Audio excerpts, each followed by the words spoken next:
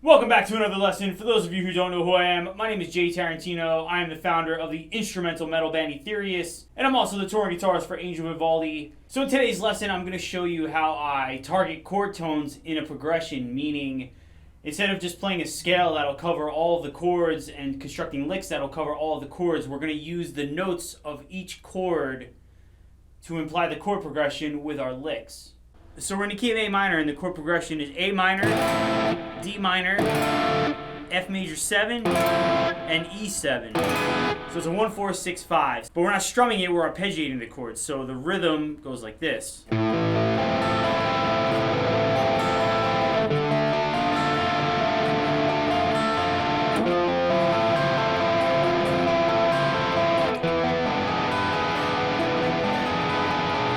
And then it just repeats, and it just repeats throughout the whole song. There's a couple little changes. So rather than just play the A minor scale over all the chords, you could do that, it'll work.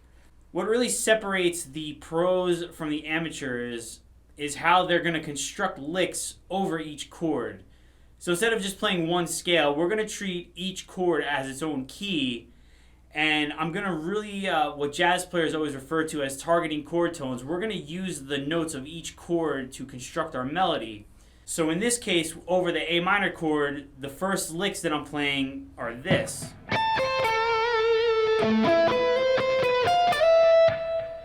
So everything there is centered around A minor. So the first lick that I'm doing is,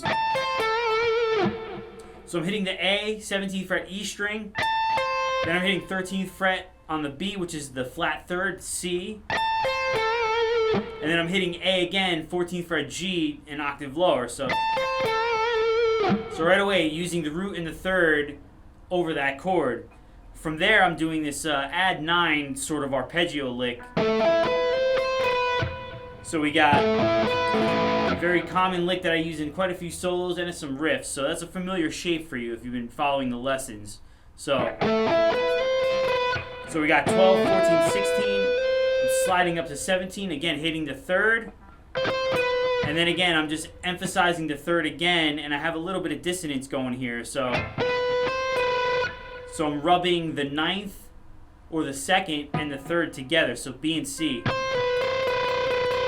Real quick, kind of gives it a little bit of a nice dissonance to it. So again, first lick over the A minor. Now here the chord changes to D minor. So we're still in A minor, but I'm gonna focus more on the notes of the D minor chord, in this case D, F, and A. So the lick that I play over the D minor is this. So I'm starting with the third, the F, 13th fret E string, and I'm sliding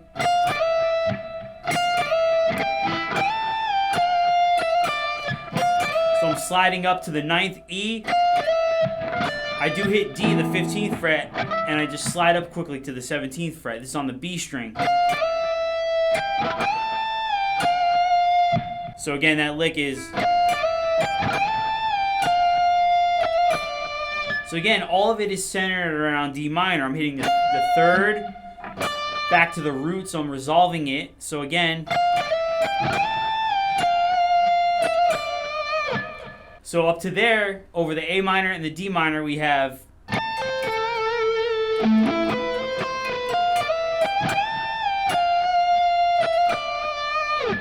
From here, the chord progression changes to F major 7. So here I decided to kind of change up the feel of the solo and make it a little more dramatic. So what I'm doing, I'm sliding into my notes here. So I'm doing... And I'm actually hitting all of the notes of F major 7. So we have, first note I'm hitting is C, the 5th, then I'm hitting A, the 3rd, then I'm hitting the root, and then I'm hitting the major 7, E. So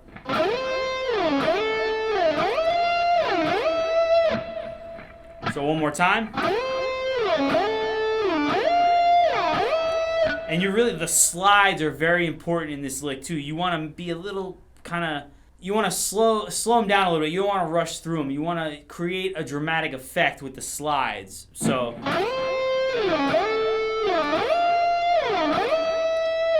then the next chord is E7. So we have E, we have B, the 5th, we have D, the flat 7, and then we have G, the major 3rd. So here I go, and I'm playing all the notes of the E7 chord. So a little diminished lick here. So we're starting 9th fret B. Same concept as before. We're going to slide into the notes real slow with the slides. We want to create sort of a dramatic effect again. So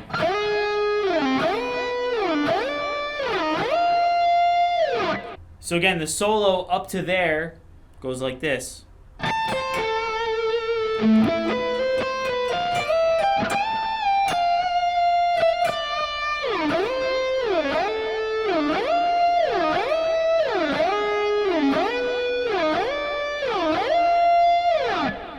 So now the chord progression is going to repeat again, and of course, same concept. I'm changing up the feel of the solo, but I'm still emphasizing the notes of each chord that I'm playing over. So over the A minor chord, I'm playing this little melody here. So I'm really emphasizing A, the root, and C, the 3rd.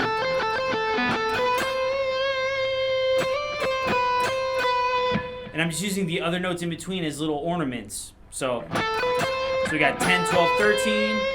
We're going to hold that note out, add a little vibrato. So we're going to slide up to 15, and then 13, 12, 13, 12.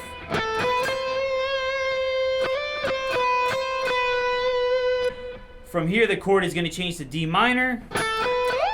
And again, I'm emphasizing the notes of D minor. So I'm starting on the 5th, A. Briefly hitting B, the 6th. Sliding up to A, again, an octave higher. And I'm emphasizing that 3rd again, F. So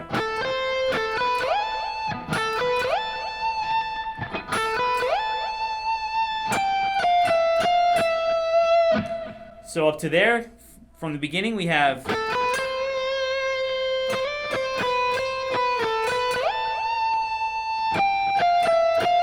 and you'll notice that the melodies are they have the same concept. That 3rd note, I sustain that note a little bit and let it ring out, add a little vibrato. And again, that note is in that chord. So over the A minor, I'm using the 3rd, I'm sustaining the 3rd there.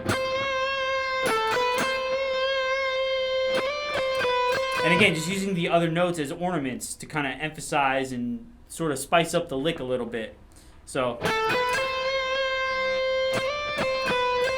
and again, same thing here. This time I'm using the 5th of D, so A, and that's the note that I'm holding out.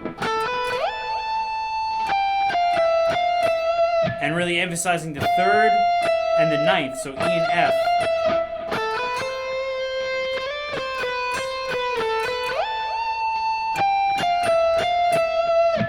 So from here we got F major 7, and I do this lick, a little pedal point lick here. And again, those notes are all, except for this note, this D, all the notes I'm playing are notes of the F major 7 chord. So I'm using E and F, the major 7 and the root, as sort of my pedal. And then I'm using, so we got D, A, the 3rd, C, the 5th, and we keep going back to this 3rd. So 17, 18, 19.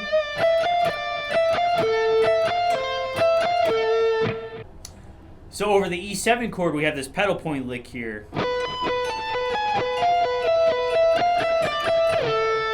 And I'm using B, the 5th of the E7 chord, as my pedal note. And here we go into harmonic minor. We have the G sharp here, which is the third of the E7 and the seventh of the A harmonic minor scale. So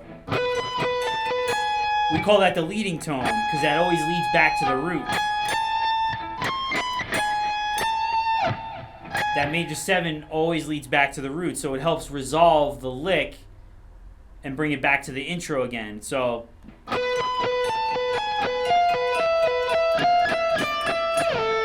So 16, 19, 16, 17, 16, 16.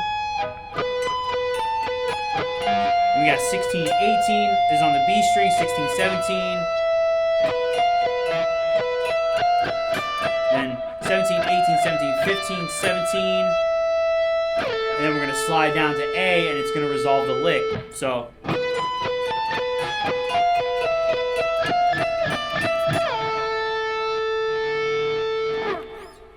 and here's the solo one more time from the beginning.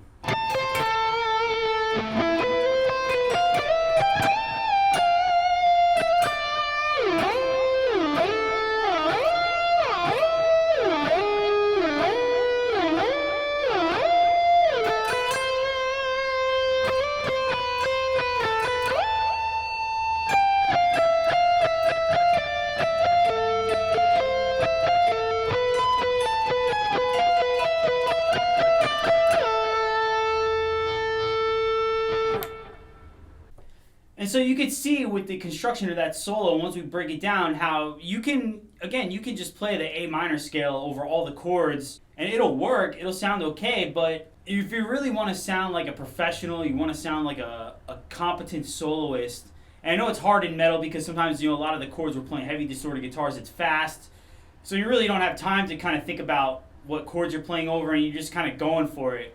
But in a situation like this where the song's a little bit slower, it's an acoustic guitar part going on underneath, we can really focus and hone in on the notes of each chord, and the licks almost write themselves.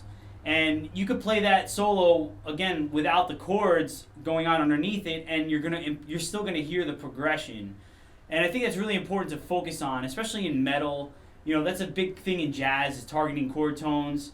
In metal, not so much. We just kind of have a tendency, again, because it's fast, we just go for a scale, we know what key we're in, and we just go for it. But I think to really construct lines, kind of imply a chord progression, it'll really make your playing sound more advanced. It'll open up more avenues for creativity, and you'll just sound like a more professional soloist altogether.